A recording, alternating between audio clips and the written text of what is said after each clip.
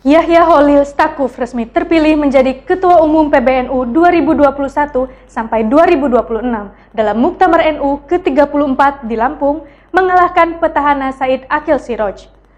Pemilihannya digelar dalam GSG Universitas Lampung pada Jumat 24 Desember 2021.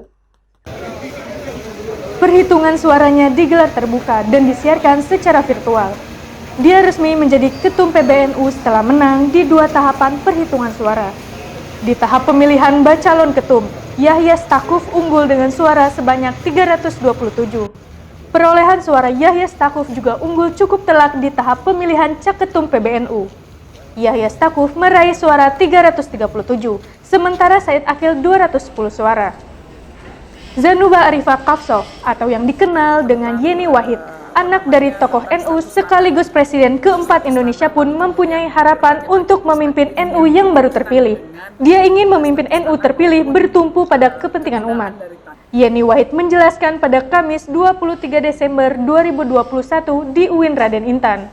Kepemimpinan yang benar-benar menjalankan organisasi secara profesional adalah yang nantinya memberikan kepastian hukum Islam untuk berbagai isu yang selama ini belum ada landasan hukumnya, seperti tentang status tanah maupun kegunaannya untuk kemaslahatan umat.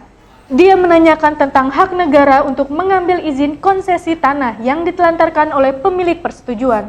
Untuk itu, perlu rancangan teknis untuk mengatur landasan hukumnya.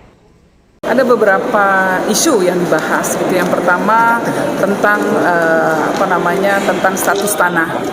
Status tanah, lalu kemudian berbagai macam perspektif yang berkaitan dengan status tanah maupun kegunaan dari tanah.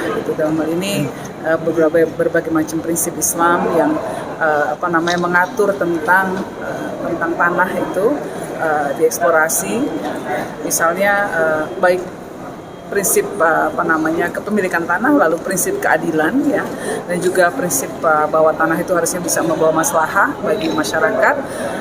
Itu semua kita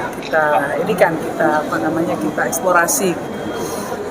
Lalu juga prinsip keadilannya tadi juga berbicara soal land reform, misalnya, ya, soal redistribusi lahan dalam Islam.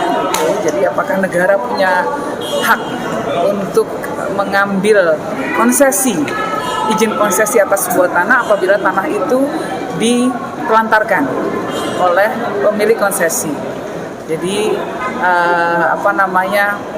karena dalam Islam itu ada prinsip ihyaul mawat, gitu ya. Jadi ada tanah-tanah yang mungkin tidak produktif lagi bisa diproduktifkan lagi.